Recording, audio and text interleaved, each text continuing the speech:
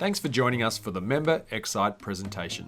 The Member xCite presentation is informative, interesting to the audience, and showcases the strengths of the presenter as an entrepreneur and their area of expertise. It's not a sales pitch, it's a 10-minute educational and insightful exploration into what they do. And of course, it's exciting. Ladies and gentlemen, please welcome our xCite presenter today, Ryan Fowler from Orion Media Group, to present to us on live podcast recording plus equipment to podcast at home.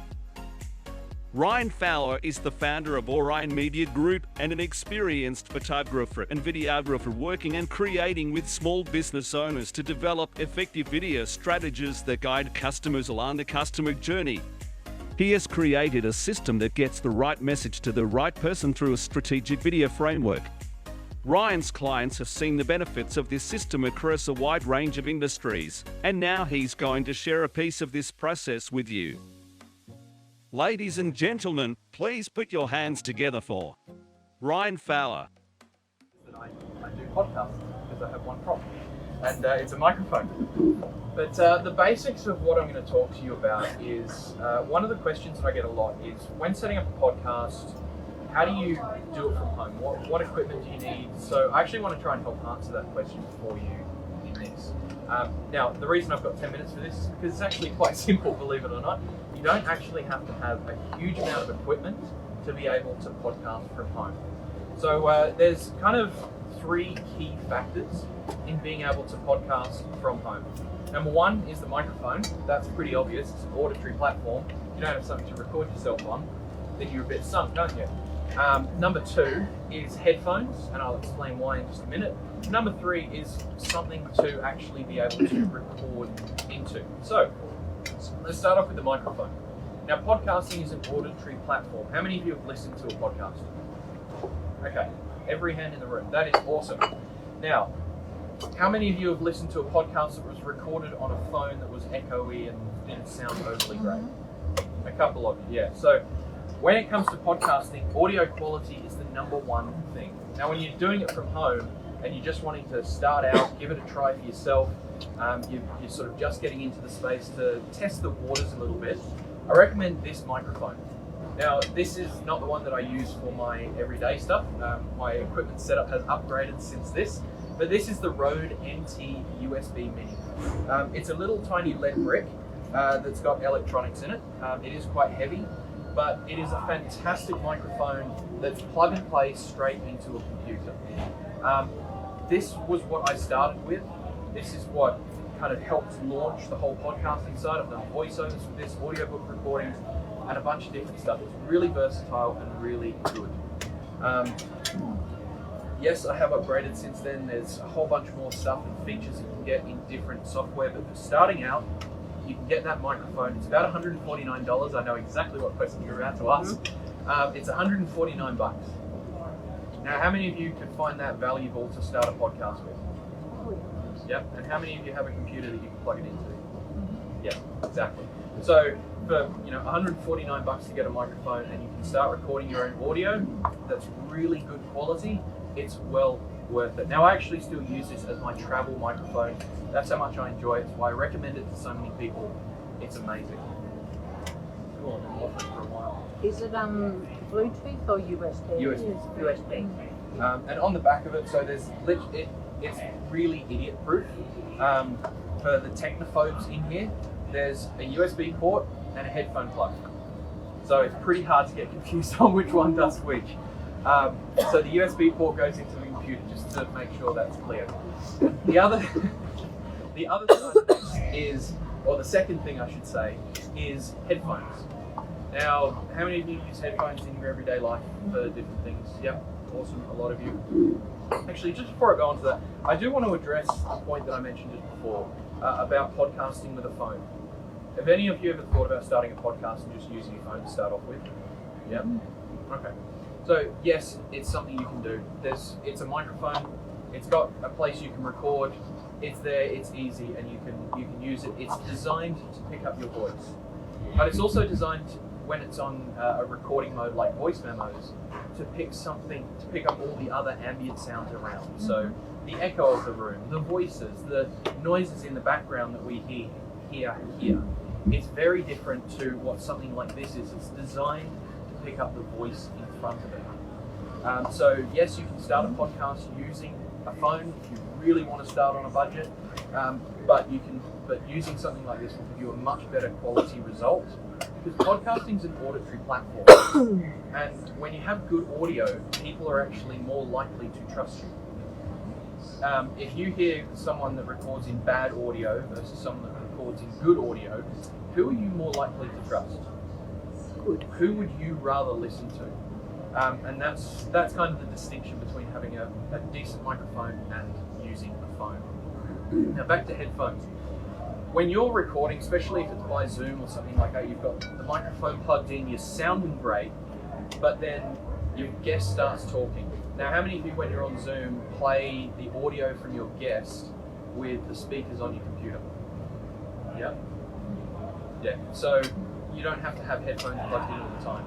When you do that, yes, the audio is coming from your speakers, but it's also then reverberating into your microphone, meaning the guest is echoing themselves.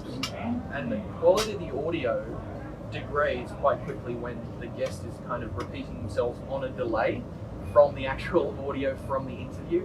It's quite an interesting dynamic. So using headphones is one great way to be able to refine the sound of what the microphone's picking up, but also put yourself in the zone, put yourself in that space of being able to connect and talk to a guest. Because as soon as you put headphones in, that's the only thing you can hear. It's the thing that fills your world.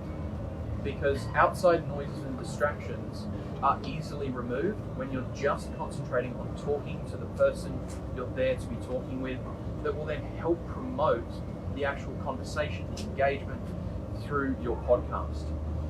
Does that make sense to everyone? Yeah? And the better the conversation, the better the stories. The better the stories, the better the podcast. And Jay, I'm sure you'd agree with me on that. Do you recommend any particular headphones? Yes, I was about to mention that. So you can use the little in-ear ones with that little rubber bit in them. I don't know what that's called, but they just fill your ears.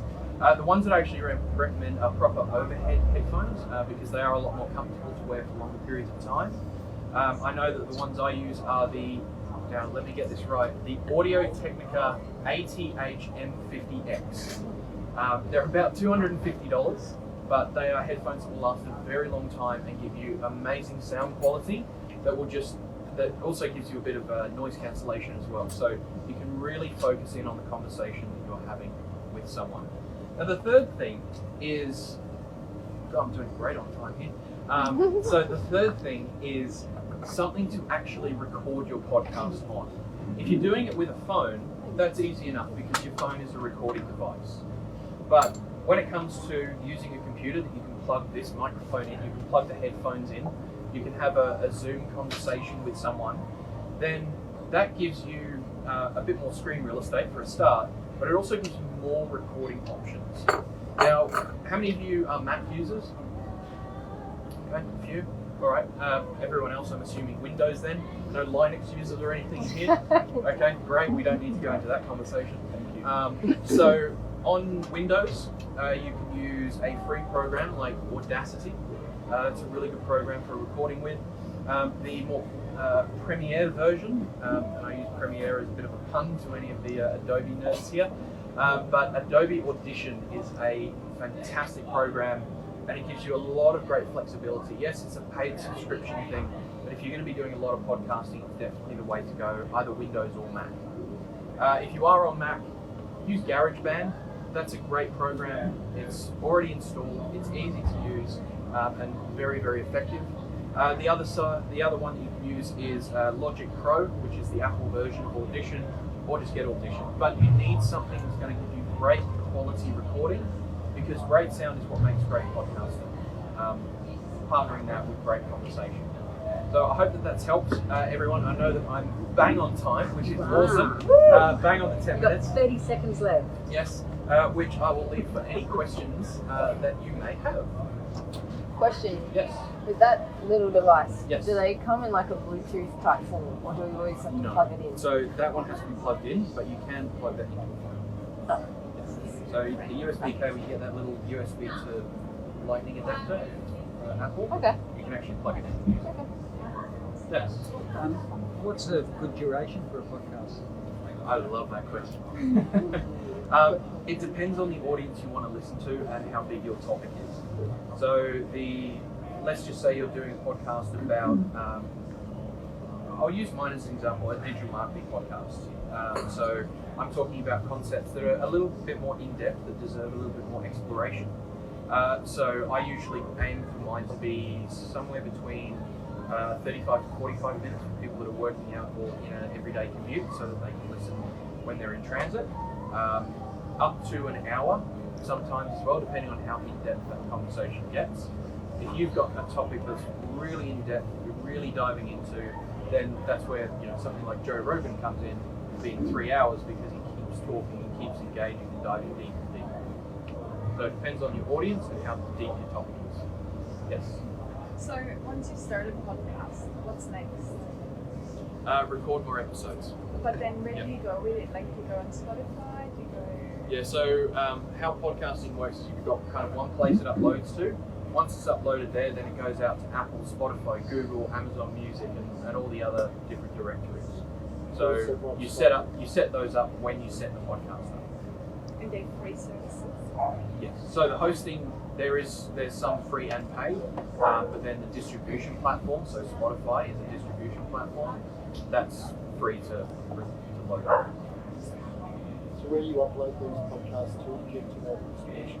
So that's where you've got a hosting platform. There's a whole heap out there. Anchor, which is a Spotify company. There's Whooshka, Buzzsprout, and a whole bunch of others that probably aren't as important as those three. Yeah. All right.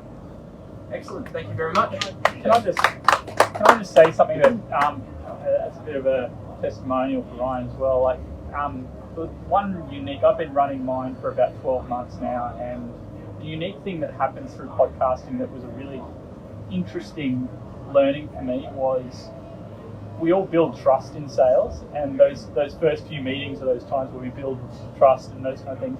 We have clients now coming out the back of our podcast where they're having first conversations with us already with the trust because they've listened to us across a number of episodes, and so I step into trying to build trust, and they're like, no, we're ready to go. We're just, so that has been but I wish I'd met Ryan when we first started, because the learning curve is so steep that it would have been nice to have cut out some of that stuff early on. Thank you. Appreciate that. It's authority through conversation. Yeah. That's kind of how I phrase it. Yeah. And that is key with authority, because by setting ourselves up as an authority in what we do, and we don't even realise that we're doing that because we know what we know and we assume everyone else knows what we know, but invariably they don't. So to be able to have a conversation with somebody, whether it be a targeted conversation or, as Jay said, they've listened to the podcast, they've already got that you are an authority in your field and you've already built that trust. So that, guys, is a perfect xCite because he's added value.